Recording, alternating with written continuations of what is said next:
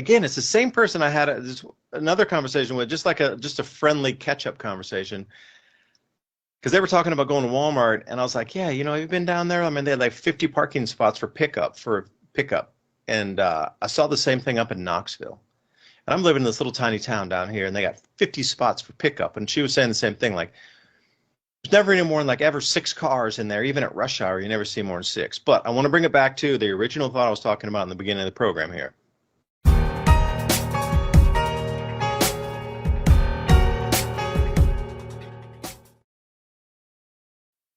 When they give you the universal basic income, if you can tie these two pieces together, pretty easy to tie them together.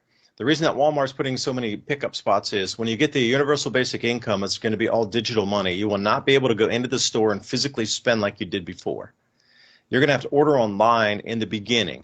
Now, they will hash it out, and those that still have physical cash, you will be able to spend it, but you're going to be ushered in the store.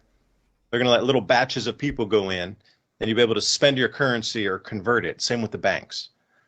At that time, there'll be some sort of reciprocal thing. And there's only a few companies chosen where you can go in and use your money to convert it to well, once it's spent, you're not going to get change back, let's say. You can go in and spend it, and that's it. No more physical comes back out of it. Because the digital reset on the tokenization of all assets on the planet, this new dollar, whatever it's going to be called, a portion of it's going to be controlled by corporations issuing stable coins. That's the new treasury issuance. So the UBI, you're going to be tightly controlled, what you can buy, because you flicked me on the idea here of when you said, talking about foods and being controlled, like the amount of food that you can buy and the types of foods that you're going to be able to buy once they give you this universal basic income on the currency switch is going to be controlled. You're not going to be able to just buy everything. There's going to be shortages of a huge amount of items until we get this straightened out. Now, believe me, it's not going to be a forever thing here. It's temporarily out of stock. Yeah, right. Well, they're going to be permanently out of stock until they restock, which is going to be upwards of 12 to 18 months. Okay, we can live through that. But you're going to be tightly controlled on what you can buy. Some people call it rationing. And then that's the reason for the 50 pickup spots in a super small town here for Walmart. And then you're going to see the same thing at Sam's Clubs. You're going to see the same thing at Costco's. Look for all these new parking spots to go in. Now, some of them are going to be shared. Like we're up in Knoxville, there's this place where there's like a huge Walmart and a Sam's Club next to each other. They have a huge amount of parking spots going in there for pickup delivery. Now, they're going to start overlapping on that. But I encourage everybody out there, please look around your small town and go to Walmart, start there first, and see how many, if it makes sense, why you have 50 pickup spots and the height of it. And I might add another for context for everybody. In the height of COVID, there were only 19 spots. And suddenly COVID's finished and now there's 50 spots for pickup. So I had a conversation with the guy. I said, well, are you guys planning on anything here? And he's like, no, just a lot of people are shopping online. I'm like, you are full of it, man. I myself only ever see 2 or 3 cars, but my neighbor said, oh, I see 6 when we're going for whatever rush hour there. So now you start to see all these disconnected little bits that start to make more sense. Like, why are and I encourage everybody, like, take notes of what you're seeing. Like, there's a massive amount of pickup spots. Why? Why is that happening? And if you're going to try to sell your physical metals, then I'm sure there's going to be controls on that too. You're going to have maybe barter. Barter would be good to get rid of some of those metals, like take a full cow for, I just bought, I got a cow. We got a full beef coming in. It was 650 pounds. 225 live weight. We got hanging weight around 600 pounds, and it was $1 for the cut fee and $50 for the slaughter fee. So could I trade some ounces of silver if there were $200 for that? Of course I would. I'd drop like 5 ounces of silver in for 6 ounces from a cow.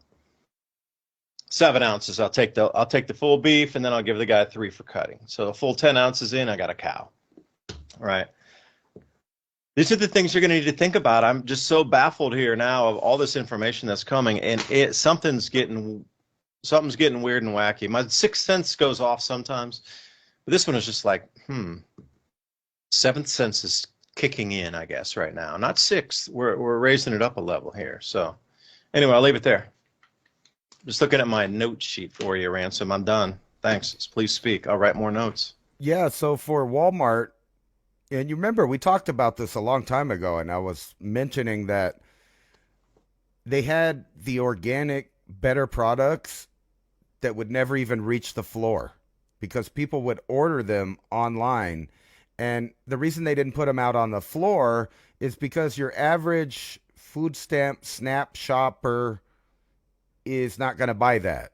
They're trying to last the month, but then they also fall into the trap of being able to buy junk food with that money. So they'll waste it on that too.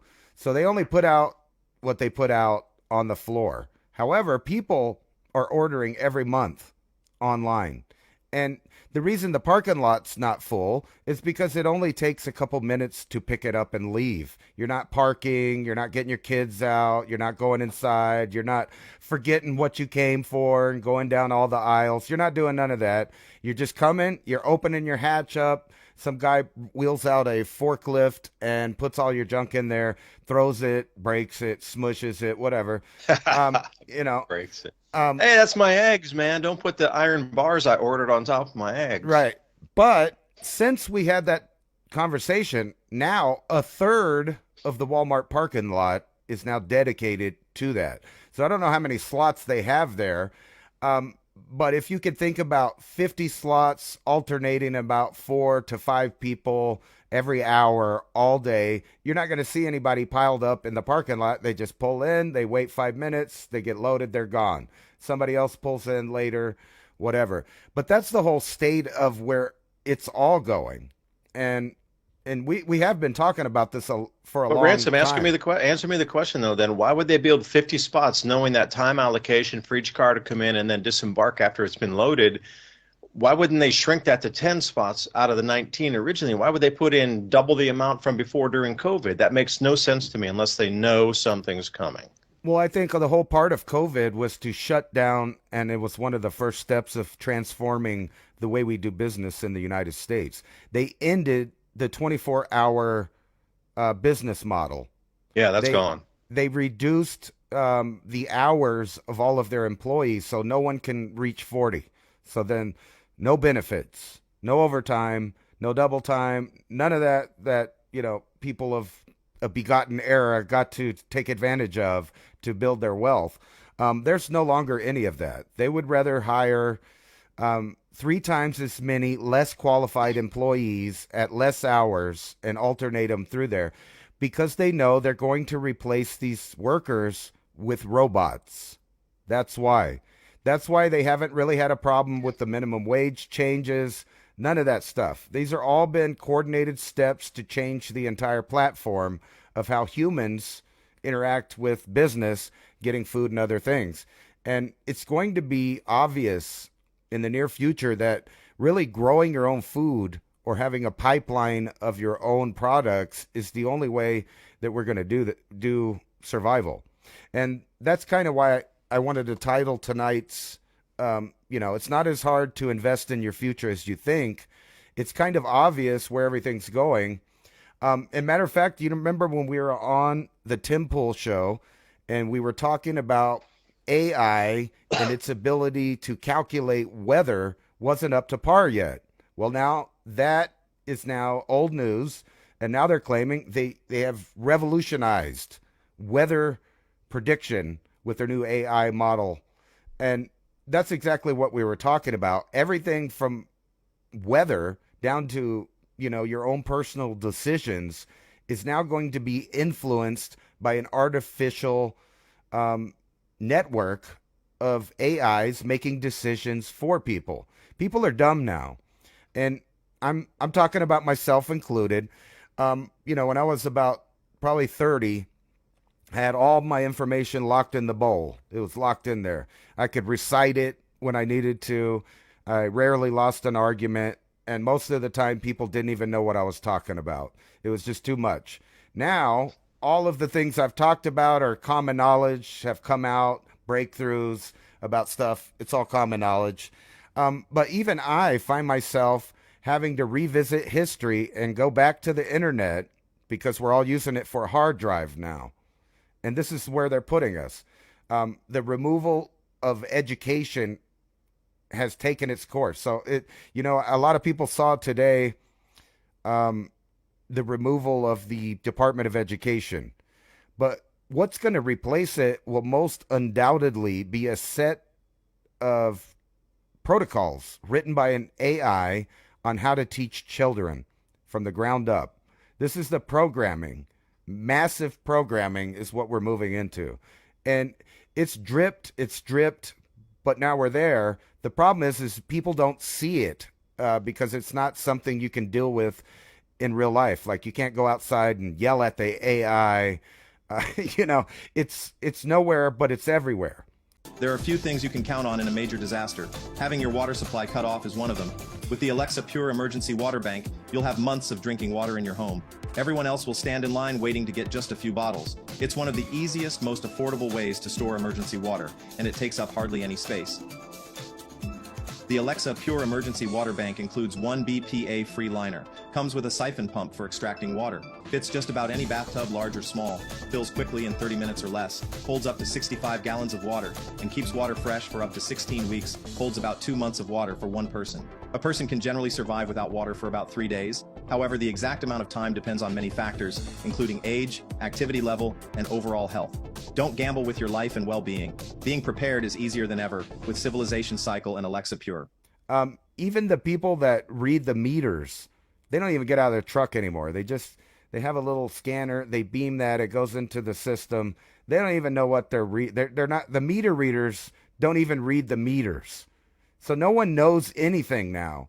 All the tools and applications are doing the whole thought process from start to finish. So like you have a conversation. What's the most famous people say now? Let me Google it. Right? It was a joke at first, but now the majority of the population relies on their phone. And it's funny to see an emergency happen because the phone zombies will always stare at their phone thinking the answer is going to come out of it in real time for real situations. Like, I wouldn't doubt it if an alligator came out of a pond in Florida and 15 people that are there, instead of backing up and moving or figuring out what they should do to deal with it, they're going to Google it. They're going to call enforcement. They're going to do anything other than think about it themselves and deal with it. That phase of humanity is moving past, and it's going to create multiple species just because of behavioral patterns. There's going to be what we call the zombies, or the mass people out there that are depending on this fake system to determine what they're doing in their lives. Everything's done now. Matter of fact, I just saw an article that was thanking AI once again for saving a man's life because a real human doctor gave him bad advice, misdiagnosed him. But thank God the AI detected the problem, solved it, and the man is going to be fine. You're going to see these articles multiply into infinity where AI is the answer for every problem. And then you just kind of opt in voluntarily to this transhuman system because it's easy, because it's functional. Now, I don't think that system can support the population, and they know that. So we have to go through a phase. There has to be a transitional phase in reality to match the exponential increase of technology. And you were just talking about, they're about to release the new technologies. I was just showing this article right here. Not hydrogen, not electricity, first ever plasma engine for cars made in China. And basically what it does is it sucks air into a vacuum tube where there's a steel ball, and then they ignite that ball until it's a plasma ball, and it runs the car with no gasoline, no fossil fuels, no charging. Running on air, running on what Stanley Meyer's water car was taking Right. a second seat to burning air, huh? But now the mega players, the Elon Musk, the Chinese government, you were speaking to them, they're all about to start playing with this stuff, and it's going to roll out in an economic war and a kinetic war, and that'll be like just an agreed upon thing from both sides. We have populations, we need to reduce them so that we could fill the gap with robotics. That's the thing with China, though. They're going to have a difficult time selling that because with a one-child policy for so long there's just one son generally. So if that son dies as the heir to the family, there's no more name or no more family to carry on the family name, right?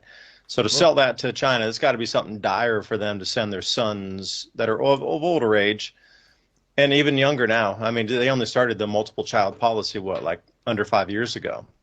So I anybody who's think rated 18 was born during that one child policy, the 18 to 22, 23-year-olds, to send them in the military and just like send them as cannon fodder.